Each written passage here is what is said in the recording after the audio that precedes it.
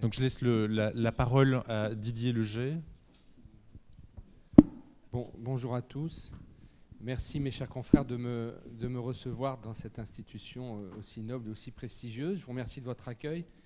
Je remercie Jacques Hubert et Daniel de m'avoir proposé de participer avec vous et de vous apporter mes compétences multiples, qui sont des compétences en assurance, et on va en reparler, mais aussi des compétences ordinales, et je reste toujours un chirurgien urologue en pratique au quotidien. Je remercie à ce propos François Richard et mon cher confrère Ertig de tout ce qu'ils m'ont enseigné durant toutes ces années. Alors on va essayer de... Votre présentation me gêne là, s'il vous plaît. J'aimerais avoir ma diapositive, celle qui est en face là. Celle qui est sur le tableau. Voilà. Et éventuellement une seule. Je vous remercie beaucoup. Oui. Ah non, c'est pas ça que je veux non plus. Alors remettez-moi l'autre chose. Vous pouvez pas me mettre juste un diaporama simple. Là, diaporama, non. À partir du début. Bon, je vais faire comme ça.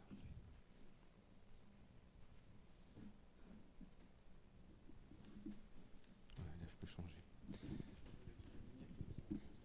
Ouais, ici aussi, ça marche. Ok, merci beaucoup. Excusez-moi. Donc, je vais essayer de faire une synthèse un petit peu de tout ce qu'on a entendu cet après-midi pour essayer de voir comment je peux vous éclairer sur les limites de l'innovation thérapeutique, dont une des limites importantes est la capacité pour les assureurs aujourd'hui d'accompagner la chirurgie dans cette innovation thérapeutique. Et si on n'arrive pas à sécuriser l'innovation thérapeutique du robot, on risque de vivre ce que rencontrent aujourd'hui nos confrères qui font de la chirurgie bariatrique, et de voir comment, en reprenant un peu l'histoire, la célioscopie finalement est passée un petit peu à côté des problèmes de sinistralité. Donc on regardera très vite un petit peu comment fonctionne le monde de l'assurance, et je vous donnerai là quelques informations qui peuvent vous intéresser. On regardera finalement un petit peu quel est l'enjeu de la responsabilité, de la sinistralité, et quels sont les impacts de nos exercices sur la capacité des assureurs à nous accompagner pour l'innovation thérapeutique, avec, comme vous le savez aujourd'hui, autour de l'innovation thérapeutique, dans la mesure où un certain nombre de données n'ont pas été publiées, est-ce de l'innovation thérapeutique ou est-ce des mauvaises pratiques d'hier ou mauvaises pratiques de demain, si nous n'arrivons pas ensemble à prouver à nos concitoyens et aux juges par l'intérêt des expertises que tout notre travail est basé sur des données scientifiques. Premièrement, un certain nombre d'entre vous connaissent le monde de l'assurance, mais ne savent pas toujours exactement comment l'assurance est structurée. Il y a les assurés, ce que nous représentons, qu'on soit assuré en direct pour les libéraux ou assuré éventuellement par l'intérieur de nos structures hospitalières quand on est salarié, mais le résultat est le même. Au-dessus de l'assuré, il y a le courtier. Le courtier est donc celui qui va gérer en pratique le contrat, le côté administratif, le côté souscription et éventuellement la résiliation. Vous avez au-dessus l'assureur. L'assureur est celui qui va commencer à devoir gérer les sinistres, mais aussi à devoir commencer à payer les sinistres. Et l'assurance est née en Europe il y a près de 3 siècles, et l'assurance a voulu se sécuriser en prenant elle-même un assureur, qu'on appelle le réassureur. Le réassureur, c'est l'assureur de l'assureur. Et vous voyez qu'entre l'assureur et le réassureur, il y a une donnée importante qui est la durée du contrat entre l'assureur et le réassureur, qui est une durée de 1 an. C'est ce qu'on appelle un traité de réassurance. Et les assureurs vont chaque année renégocier un traité de réassurance. Si vous avez, dans le cadre d'une segmentation de portefeuille, vous ne prenez que les chirurgiens digestifs qui font par exemple de la bariatrique, et que les réassureurs se rendent compte que la chirurgie bariatrique est en train d'exploser en termes d'indemnisation et d'accidents médicaux, et bien les réassureurs peuvent éventuellement vous donner la consigne de ne plus assurer la chirurgie bariatrique l'année suivante, ou alors ils ne reviendront pas assurer votre portefeuille. C'est donc une des premières limites qu'il faut comprendre et connaître pour faire en sorte qu'ensemble, nous chirurgiens, on sécurise nos pratiques pour que cette dérive-là ne se produise pas. La deuxième information intéressante, c'est que vous avez en haut à droite le nom des plus gros réassureurs mondiaux qui aujourd'hui n'assurent quasiment que l'Occident, puisque la Chine, l'Afrique et l'Asie ne sont pas du tout assurés. Ces réassureurs sont les mêmes que les réassureurs américains, par exemple. Donc la sinistralité américaine et les class actions dont on reparlera tout à l'heure sur le robot pourraient avoir demain un impact sur nos réassureurs américains qui pourraient finalement ne pas vouloir assurer la chirurgie robotique. Alors, pourquoi j'ai écouté tout à l'heure avec beaucoup d'intérêt l'exposé de notre confrère, le docteur Vert, et je me suis rendu compte à quel point aujourd'hui il y a des nouvelles réalités que je vous propose de partager qui n'existaient pas au moment de l'innovation thérapeutique fabuleuse qu'a été la cœlioscopie. Quelles sont-elles? D'abord, pour ceux d'entre vous qui sont experts ici, j'en reconnais un certain nombre, vous savez que la plupart des erreurs, des fautes qui sont reprochées aujourd'hui aux chirurgiens ne sont pas des erreurs techniques, ne sont pas des erreurs d'indication, sont essentiellement des erreurs déontologiques, essentiellement liées à des problèmes d'information. Aujourd'hui, 2/3 des dossiers où les chirurgiens sont reconnus responsables sont des manquements au devoir d'information. Jusqu'en 1997, les malades devaient prouver qu'ils n'avaient pas été informés. C'était pour nous, chirurgiens, une aisance de travail facile, puisque les malades n'avaient jamais la possibilité de démontrer que nous ne les avions pas informés. Il y a un monsieur Edreuil qui, suite à une coloscopie, à une perforation colique, est allé jusqu'en cour de cassation et a obtenu l'inversion, la charge de la preuve, estimant que c'est à nous, chirurgiens, de démontrer que nous avons informé nos malades de tous les choix thérapeutiques possibles, mais aussi, on verra tout à l'heure, de tous les accidents médicaux possibles qui peuvent se produire dans l'acte chirurgical. Ça, c'est la première chose. 1997, et vous rappelez que la première cœlioscopie a eu lieu dans les années 80. Donc, c'est presque 15 ans avant la première cœlioscopie. Deuxièmement, en 2002, Bernard Kouchner a souhaité mettre en place une loi fondamentale dans le système de santé, qui est la loi du droit des malades et de la qualité des soins. Vous savez qu'au début des années 2000, un certain nombre d'assureurs avaient quitté le marché et Bernard Kouchner a souhaité rendre obligatoire l'assurance professionnelle. Alors ça nous paraît pour nous chirurgiens évident, mais pour un certain nombre de confrères médecins généralistes ou infirmiers, le fait d'avoir une assurance obligatoire, c'était une option. Alors cette obligation d'assurance a fait naître deux choses, même plusieurs choses. D'abord l'obligation d'un plafond. Je vous rappelle qu'en 2002, la création de la loi Kouchner, le plafond assurantiel, c'était 3 millions d'euros. Les assureurs avaient donc l'obligation, avec les réassureurs, de proposer aux chirurgiens une couverture à 3 millions d'euros. Aujourd'hui, ce plafond est monté, en 2011, à 8 millions d'euros. Ce qui veut dire tout à l'heure, dans les mécanismes de fonctionnement de l'assurance, c'est 8 millions d'euros qu'il faudra mettre de côté lorsqu'on a un sinistre médical au maximum. 15 millions d'euros par an pour un assuré. Alors la création de cette assurance obligatoire fait que, comme l'assurance est obligatoire, aucun chirurgien ne peut rester sur le carreau sans assurance. Si nous, compagnie d'assurance, nous résilions un confrère pour mauvaise pratique au bout de 3, 4, 5, 6 sinistres, même parfois au bout d'un seul sinistre qui a coûté 8 millions d'euros, il pourra présenter son dossier au bureau de tarification nationale et il sera replacé de façon autoritaire auprès d'un assureur du marché. Ce qui veut dire que ceux d'entre nous qui éventuellement ont de mauvais praticiens, s'ils ont une dizaine de sinistres, et ça a été un petit peu le cas en neurochirurgie, je pourrais répondre tout à l'heure, quelques neurochirurgiens, ils étaient une poignée sur 70 neurochirurgiens libéraux, ont eu un certain nombre de sinistres. La neurochirurgie a été sinistrée parce qu'une partie d'entre eux ont eu trop de dossiers. Alors, donc, le BCT replacera. Et puis, vous le savez pour ceux qui font l'expertise et ceux qui suivent le médico-légal, Bernard Kouchner a souhaité assagir un petit peu, c'était son idée en tout cas, la judiciarisation de notre environnement en créant des commissions régionales de conciliation et d'indemnisation qui sont des procédures entièrement gratuites et rapides, puisque n'importe quel patient étant victime d'un accident médical, fautif ou non, en gros ayant une complication médicale, peut saisir la commission régionale de conciliation et d'indemnisation. Et en 4 mois, par une procédure gratuite, avec une expertise, et on y reviendra, il peut obtenir réparation ou non de son préjudice. Si c'est un accident médical non fautif ou une infection nosocomiale, alors c'est la solidarité nationale, par l'intermédiaire d'un fonds qu'on appelle l'Office national des accidents médicaux et d'indemnisation, qui s'appelle l'ONIAM, qui indemnisera. Au départ, Bernard Kouchner avait la certitude que ça assagirait le problème de procédure et l'assurance dans le pays. En fait, on voit aujourd'hui que près de 2/3 des procédures en chirurgie sont des procédures gratuites par l'intermédiaire des CRCI. Donc en fait, ça a eu probablement un côté inflationniste. À la fin 2002, donc cette année 2002 a été une année particulièrement chargée dans le monde de l'assurance, nous sommes passés de la base fait générateur en base réclamation. C'est-à-dire que vous avez tous en mémoire cette garantie trentenaire qui fait que nous étions couverts pendant 30 ans après toute intervention chirurgicale. En pratique, c'est terminé. La loi About a prévu, en raison de la disparition d'un certain nombre d'assureurs qui étaient sur le marché de 15 ou 20 ans avant, que c'est au moment où le patient fait une réclamation, un courrier, une demande, une CRC, une procédure judiciaire, et c'est l'assureur du moment où cette réclamation arrive qui vous assure. Vous comprendrez aisément que pour un certain nombre de confrères qui ont 64 ou 65 ans, le fait de trouver un assureur devient difficile, puisqu'en assurant à 64 ans, vous récupérez tout son passé chirurgical et toutes les réclamations possibles qui peuvent venir après des accidents médicaux. Et vous le savez que les patients ont la capacité de porter réclamation 10 ans après consolidation, alors que, donc, ce qui peut amener, en particulier en obstétrique, à des procédures 28 ans après la naissance d'un enfant qui aura un accident à la naissance, ce qui rend difficile d'assurer aujourd'hui l'obstétrique.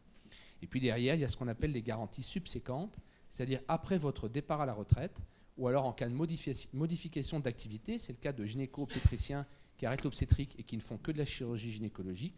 Au bout de 10 ans après, la garantie de l'assureur s'efface et il n'y avait plus de garantie. Nous sommes donc battus côté chirurgical et syndical pendant presque 10 ans.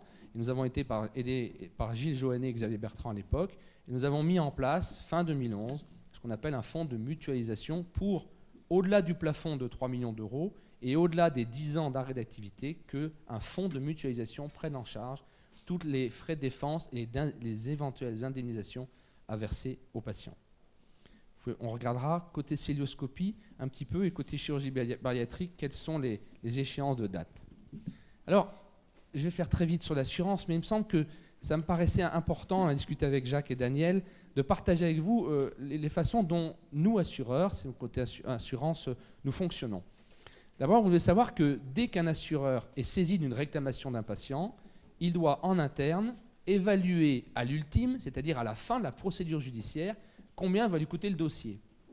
Il va provisionner cet argent, à la fois pour les frais de défense, à la fois pour les indemnisations du préjudice du patient, mais aussi et surtout aujourd'hui pour indemniser la sécurité sociale si une faute était retenue. Si vous avez un patient qui va 3 mois en réa, eh ben c'est 300 000 euros, 400 000 euros qu'il faut provisionner, parce que si le fait qu'il passe en réa est lié à une complication liée au geste chirurgical et que cette complication est fautive, nous devrons indemniser, rembourser la totalité des frais d'hospitalisation. On provisionne ainsi des sommes qui peuvent être colossales. En obstétrique, par exemple, si vous avez un enfant qui naît avec une double circulaire du cordon, qui est passé inaperçu et que l'enfant est handicapé, on va provisionner jusqu'à la fin de sa vie, mettons 70 ans, la totalité de la tierce personne qui sera nécessaire pour toute sa carrière. Et on va attendre éventuellement l'âge de 28 ans après la naissance pour débloquer les provisions, considérant que la procédure n'évoluera plus. Aujourd'hui, c'est plafonné à 8 millions d'euros, mais on devra placer 8 millions d'euros. La deuxième information, c'est que les assureurs, ils ont une humanité liée à leurs résultats techniques. Les résultats techniques, qu'est-ce que c'est ? Les résultats techniques d'une compagnie d'assurance, c'est le nombre de provisions, l'argent nécessaire pour financer les sinistres, le S, les sinistres, sur ce que rapporte la prime. Ça s'appelle un loss ratio, sinistre sur prime. Si vous avez plus de primes qui rentrent et moins de sinistres provisionnés, c'est un portefeuille qui est rentable. Les portefeuilles chirurgicales, selon la spécialité, est plus ou moins rentable. Alors on peut mutualiser le risque entre toutes les spécialités chirurgicales, mais certaines spécialités chirurgicales, c'est le cas de l'obstétrique, c'est le cas de la neurochirurgie, aujourd'hui ont un S sur P qui est limite, voire qui n'est pas rentable. Cette réalité-là est importante à connaître parce qu'une fois que vous avez sorti, si demain nous n'arrivons pas ensemble à protéger la chirurgie robotique, si vous avez un rapport S sur P en chirurgie robotique qui est défavorable, il faudra 3 ans, 4 ans, 5 ans d'augmentation de primes pour faire en sorte que les réassureurs acceptent de revenir sur ce risque-là. Alors, pour compenser un petit peu les augmentations de primes qui ont été importantes, vous savez qu'aujourd'hui un obstétricien paye environ 30 000 à 35 000 euros de primes, ce qui représente pas loin de 200 accouchements ou 200 césariennes. Eh ben, nous avons négocié avec la Caisse primaire d'assurance maladie et le ministère de la Santé le fait que 55% des primes pour les médecins de secteur 2 et 66% des primes d'assurance seront pris en charge par la Caisse primaire d'assurance maladie. Remarque à ce sujet, la totalité des primes de tous les chirurgiens français représente à peu près 100 millions d'euros, pas plus, soit une dizaine de sinistres à 8 millions, si vous avez des sinistres à 8 millions. Donc les assureurs et les réassureurs sont plutôt frileux sur le marché de la RCP chirurgicale. L'ONIAM, l'Office national d'indemnisation des accidents médicaux, qui a été mis en place, a lui un budget uniquement de 170 millions. Donc vous voyez déjà qu'il y a 170 millions qui sont aujourd'hui budgétés pour financer la prise en charge et l'indemnisation des accidents médicaux non fautifs. Les chirurgiens, eux, aujourd'hui, vont mettre de côté uniquement 100 millions. Le coût moyen d'un dossier fautif en chirurgie aujourd'hui en France, il est environ de 150 000 à 200 000 euros. Si vous prenez la prime d'un urologue qui est autour de 6 000 euros, vous voyez qu'il faut une trentaine, une quarantaine de primes de chirurgiens pour payer un seul dossier fautif. Alors qu'est-ce que c'est qu'un sinistre fautif ? C'est le rôle de l'expert. Contrairement à tout ce que j'entends régulièrement, mes confrères me disent « les juges nous détestent ». Non, les juges, ils ont aucune affection pour nous, que ce soit d'un côté ou de l'autre. Les juges, ils vont suivre le rapport d'expertise. Si vous dites à un juge qu'il y a une faute, le juge il va derrière entraîner une obligation d'indemnisation du préjudice. Si l'expert dit qu'il n'y a pas de faute, à ce moment-là, le juge considérera que vous êtes non fautif. Encore faut-il qu'il y ait une faute technique ou déontologique, et je vous disais tout à l'heure que la faute technique est très rare, c'est plutôt la faute déontologique au niveau de l'information qui est retenue aujourd'hui. Un dommage, le dommage c'est le préjudice au niveau du patient, que ce soit c'est préjudice économique ou préjudice personnel, et puis surtout, un lien de causalité entre la faute et le dommage. Et il faut régulièrement rappeler à un certain nombre d'experts que l'autre jour on nous reprochait dans une expertise d'urologie qu'un dossier n'avait pas été discuté en RCP. Il y a une faute déontologique, et il y avait un patient qui décédait suite à une prostatectomie radicale en célio, mais il n'y avait pas de lien entre l'absence de présentation RCP et le décès de la prostatectomie radicale célio. Ce lien de causalité est très important, et en une ou deux diapositives, on va essayer de voir comment l'expert va essayer d'affiner son jugement pour aider le juge dans sa décision. Je dirais aujourd'hui en gros que toute l'expertise tient en 4 articles du Code de déontologie.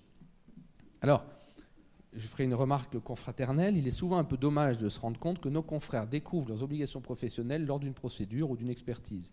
C'est-à-dire que le Code de déontologie n'est toujours pas enseigné à la faculté, et c'est un peu dommage. Alors, la première chose que l'expert va essayer de juger, c'est si notre confrère a appliqué des soins consciencieux fondés sur les données acquises de la science. Quelles sont les données acquises de la science de l'innovation thérapeutique? Difficile, et on verra tout à l'heure quelles doivent être notre réponse pour essayer d'aider l'expert à savoir si, en utilisant le robot, on a fait appel à des données acquises de la science. Le deuxième point, c'est l'information. Elle doit être loyale, claire et appropriée. Quelle peut être notre liberté d'information totale et entière sur des innovations thérapeutiques dont les publications, par exemple, des indications et des complications n'ont pas encore été faites? Comment l'expert va-t-il pouvoir rendre une réponse au juge? Nous devons rechercher dans tous les cas un consentement. Comment obtenir un consentement du patient alors même que nous ne connaissons pas, nous, tout à fait, les limites et la réalité du geste robot assisté? Enfin, l'expert va essayer de juger que le chirurgien ne doit pas dépasser ses connaissances, son expérience et les moyens dont on dispose. Comment évaluer aujourd'hui l'expérience et les compétences d'un jeune chirurgien ou d'un chirurgien qui a de la bouteille qui utilise le robot pour la première fois?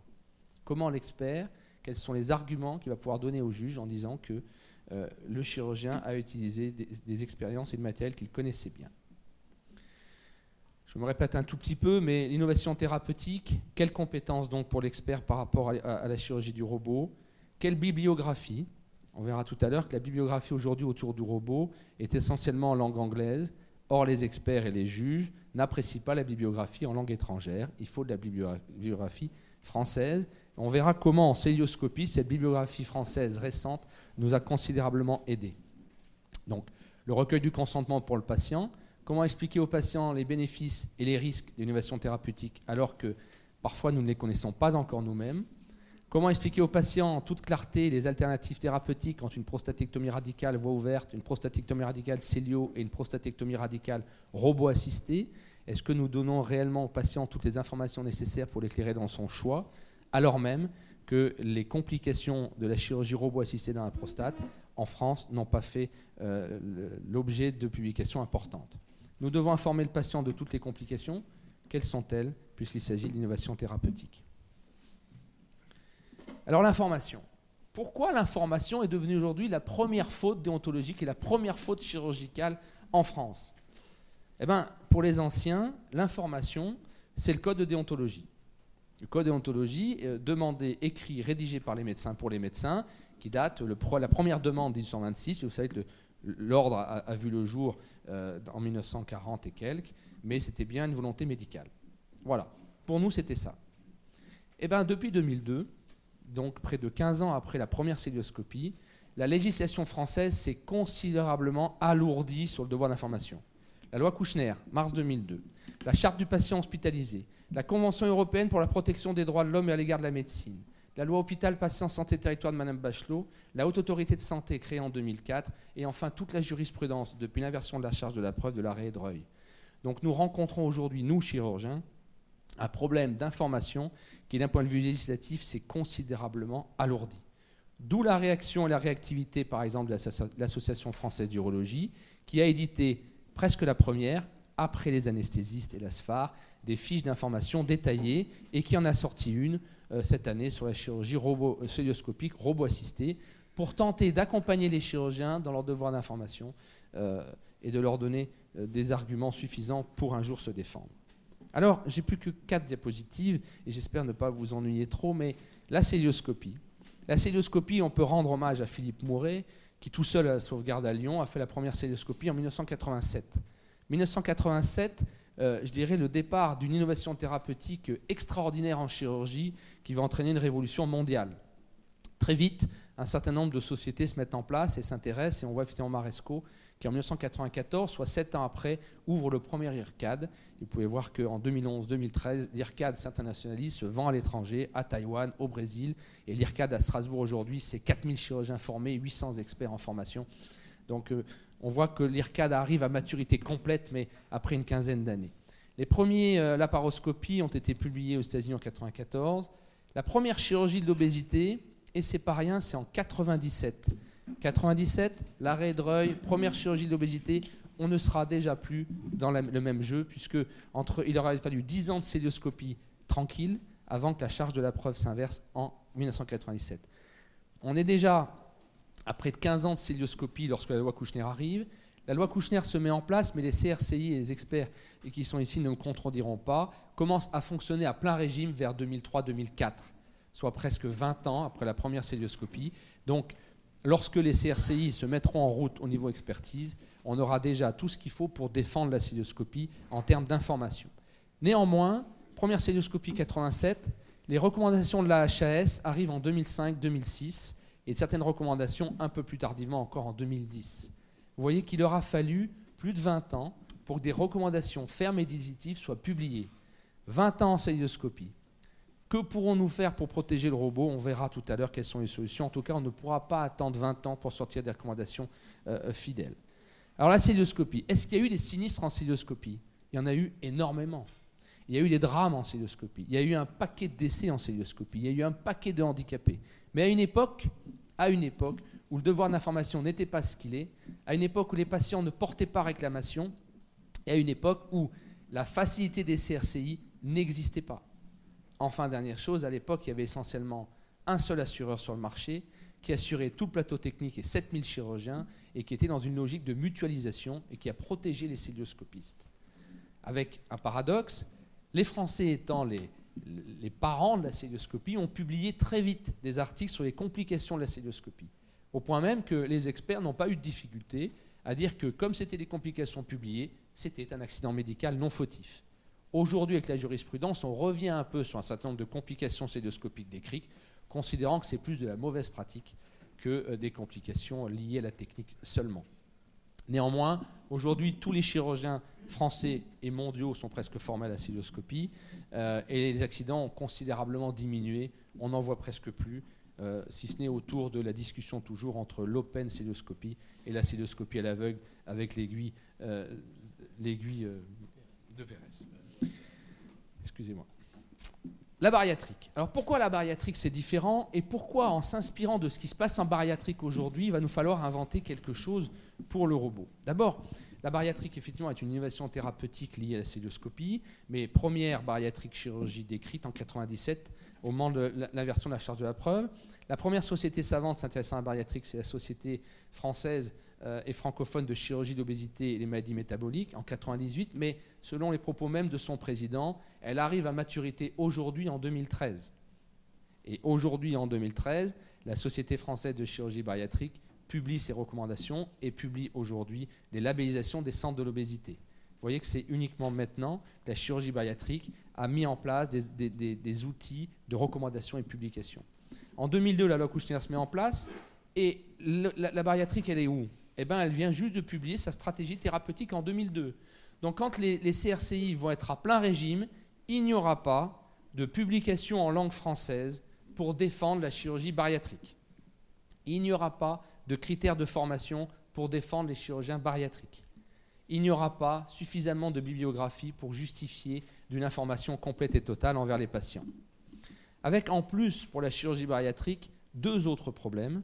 Premièrement, c'est une chirurgie fonctionnelle, c'est une chirurgie presque esthétique et qui peut avoir des complications dramatiques, comme vous le savez, des amputations, des décès, des nécroses et des choses lourdes. Il y a donc au niveau affectif un décalage, ce qui n'existait pas en cœlioscopie, puisqu'en cœlioscopie, c'était essentiellement pour rendre service aux patients, c'était de la chirurgie carcino, c'est de la chirurgie vitale. La chirurgie obésité est une chirurgie fonctionnelle et les patients ne nous pardonnent pas un accident mortel.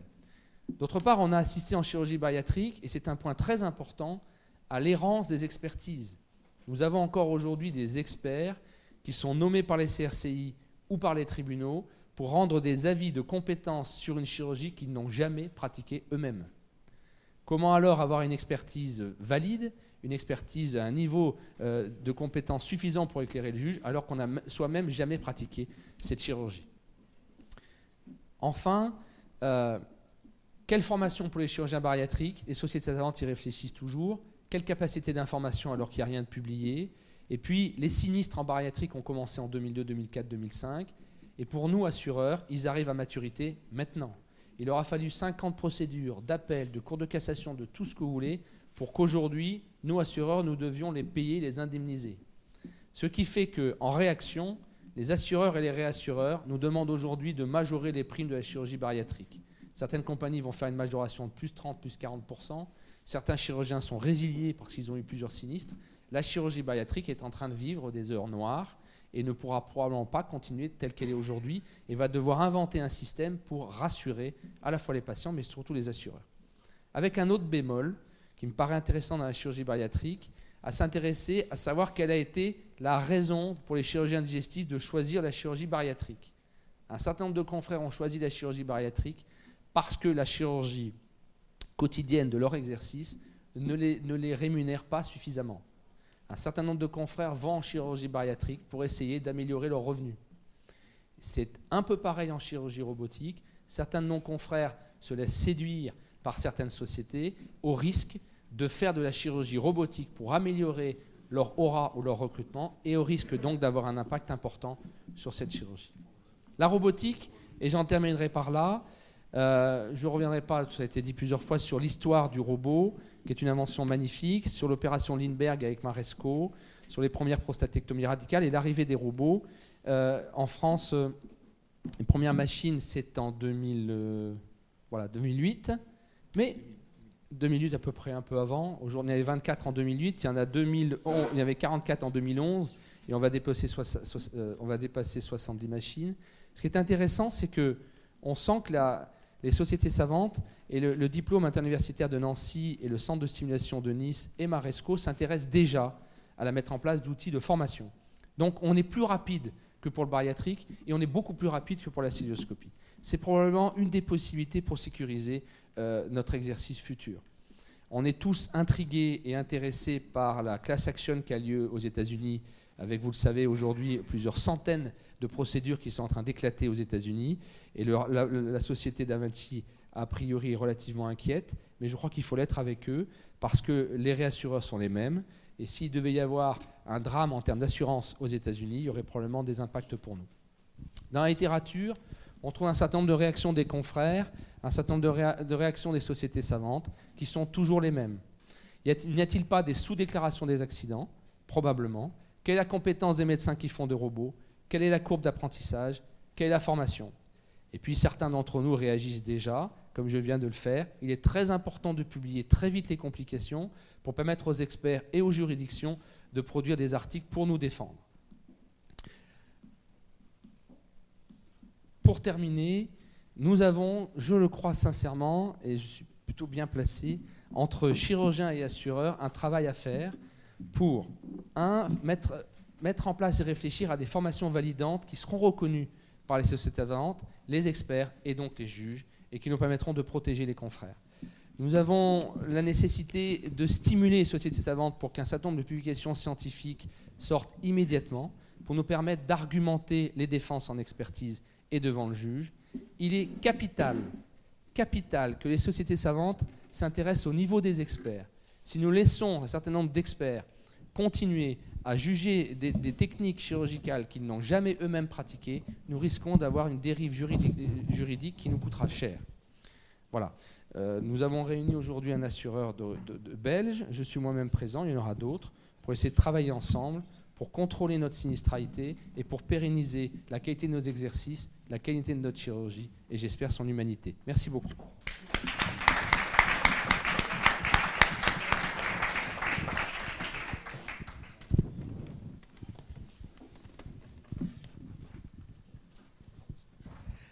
Bien, alors je remercie Didier Leget pour la très grande qualité de sa présentation. Je pense que ça souligne en plus le rôle que l'Académie de chirurgie doit avoir, puisqu'on est à la relation avec l'ensemble des sociétés chirurgicales et que ce sont manifestement des sujets qui sont communs à toutes les sociétés chirurgicales. Et je pense que des exposés comme ça permettent de réfléchir et d'anticiper un certain nombre de choses. Il nous a déjà dit, par exemple, l'information, c'est vrai que maintenant, pratiquement toutes les sociétés chirurgicales ont des systèmes informatiques d'information pour les patients. Je pense que le problème de la publication et de la publication en français des complications est un sujet qui n'a jamais été abordé nulle part et que c'est un point qui est très important, ce qui peut ne pas être mal d'ailleurs pour la littérature scientifique française, même si l'objectif est un peu différent. J'avais 2 ou 3 questions à te poser, Didier. C'est est-ce que tu penses que à une période où maintenant la sécurité sociale et la loi nous autorisent même en tant que société savante à commencer à travailler dessus, on a toutes les bases de données que la sécurité sociale possède avec le chaînage des actes qui va pouvoir donner à tout le monde un nombre de renseignements considérable. Est-ce que les praticiens n'auraient pas intérêt, comme d'ailleurs en urologie on avait essayé de le faire, et les discussions qu'on avait eues avec la CNAM avaient capoté il y a 15 ans, c'est-à-dire avoir des bases de données et qu'à la limite, un des moyens de se défendre quand on est chirurgien, c'est tout ce qu'on fait, surtout que maintenant ça ne pose plus aucun problème sur les ordinateurs, d'avoir les bases de données, ne serait-ce que pour prouver l'expertise qu'on a, les résultats qu'on a. Donc c'était la première question. La deuxième question, c'était comment on peut faire, puisque les nouvelles technologies, tu as bien insisté sur la difficulté de parler du futur quand c'est des technologies nouvelles, mais il y a tout le problème aussi pour les technologies nouvelles qui arrivent à une date donnée, de tous les chirurgiens qui sont déjà sur le marché, avec une ancienneté plus ou moins grande, et qui doivent se mettre à ces nouvelles technologies, si elles ont été prouvées scientifiquement étant valables. Or, actuellement, et on en a encore un exemple caricatural en ce moment en France, depuis 25 ans, la formation continue patine complètement. Et notamment la formation continue pratique est très difficile à organiser. Donc, si tu as un élément là-dessus. Et puis, la dernière chose, c'est le problème au niveau des expertises. L'Académie vient de créer une section sur consultants experts, mais compte tenu des innovations thérapeutiques qui en chirurgie deviennent de plus en plus fréquentes, est-ce qu'on peut considérer sain qu'un expert dont la formation, par exemple, est orthopédique, juge des dossiers de vasculaire, ou qu'un chirurgien digestif juge des dossiers d'urologie, parce que c'est encore comme ça que ça se passe, est-ce que c'est raisonnable de faire expertiser dans des spécialités où il y a de plus en plus d'innovations technologiques par des autres spécialités? Est-ce qu'il ne faudrait pas réfléchir au problème de se dire il faut qu'il y ait au moins un expert qui connaisse le problème et puis un autre expert pour avoir une vue éventuellement plus globale? Donc voilà 3 questions, je voudrais avoir ton avis. J'ai presque une réponse à t'apporter. La première, c'est qu'on a besoin, je dirais, assurance et professionnels à travailler ensemble. Tu parles des data sécu pour suivre les pratiques, c'est vrai, mais il y a aussi les data de l'assurance pour suivre les pratiques. Je constate que moi, je ne suis pas venu à l'assurance par un souci économique, je suis venu à l'assurance par l'humain. J'ai vu des chirurgiens brisés par des expertises et par un accident médical. J'ai vu des chirurgiens brisés par des accidents médicaux qu'ils n'avaient même pas anticipé alors qu'ils auraient dû le faire. Et on a vu des familles et des patients brisés. Donc je suis venu à l'assurance pour essayer de réfléchir à comment aider les confrères à changer leur pratique et à évoluer. Jacques parlait du permis de conduire. Il faut un permis de conduire pour opérer. Mais c'est vrai que le paradoxe du permis de conduire, et souvent on l'entend au quotidien, c'est qu'on passe le permis à 20 ans et à 75, on conduit toujours. Peut-on en chirurgie qu'on dit toujours? Alors je vois réfléchir certaines sociétés savantes et le ministère avec des obligations de DPC.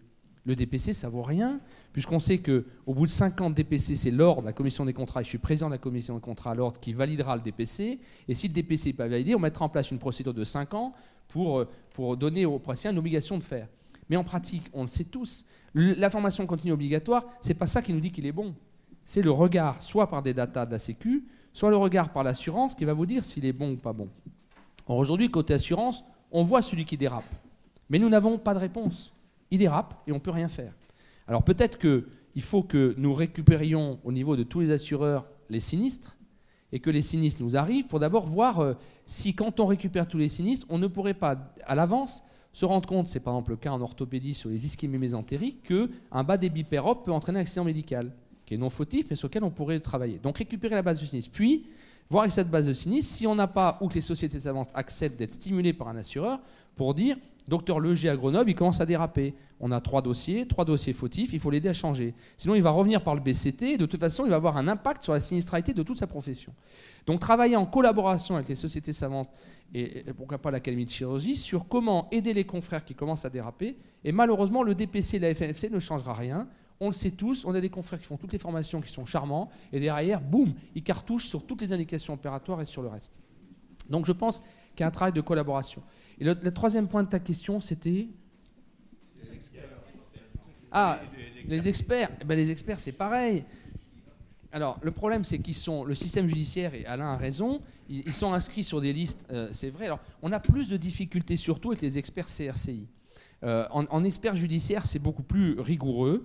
Et souvent, les experts judiciaires, il suffit de leur faire un courrier, ils prennent un sapiteur, ou on écrit au juge des expertises, c'est réglé. C'est en CRCI qu'on a des difficultés, avec des experts qui, pour des raisons financières, font de la CRCI. On n'a pas de problème avec les experts, je dirais, universitaires, qui font de l'expertise, c'est le cas d'un grand nombre d'entre vous ici, pour des raisons d'intérêt, pour des raisons professionnelles, d'honneur de la profession. Mais c'est les autres. La question, c'est que là aussi, il faudrait créer, et c'est peut-être Alain aura des idées que je n'ai pas, mais créer une passerelle avec les sociétés savantes que l'on pourrait saisir en disant, un tel, comme expert, il est incompétent et il vient... J'ai en neurochirurgie un exemple typique. On a un expert CRCI qui est pro-patient et qui nous a planté la neurochirurgie française. Tous les dossiers, c'est fautif. Même si la biblio est pour nous, même si les publications sont pour nous, tous les dossiers étaient fautifs. Alors, quand tu as 60 chirurgiens libéraux en neurochirurgie, il suffit que tu en aies 8 ou 10 qui prennent des cartouches et c'est toute la profession qui est plus assurable. Si demain, en robotique, mais c'était le cas en Célio, on a un certain nombre d'experts qui donnent des avis qui n'ont jamais fait une seule Célio de leur vie. Et on a eu comme ça quelques affaires difficiles à récupérer après. Donc je pense que là qu'il y a un travail avec les sociétés savantes. En neuro, ce sera peut-être plus facile. Tu disais que les sociétés ont aujourd'hui publié, je suis un peu long, je vais accélérer, mais ont publié tous des fiches. Ce n'est pas le cas en chirurgie digestive. En chirurgie digestive, aujourd'hui, on a 7 fiches. En orthopédie, on a peut-être 5 ou 6 fiches. Donc on essaie de stimuler les sociétés savantes ou de les écrire nous-mêmes, mais ce n'est pas aussi bon que quand une société savante porte des fiches d'information. Les urologues sont super, les digestifs commencent à s'organiser un peu, la chirurgie de l'obésité commence aussi, mais on a beaucoup de retard en chirurgie digestive en obésité. Voilà, excusez-moi d'être si long. Merci Didier pour cette communication vraiment très très intéressante qui nous ouvre des horizons.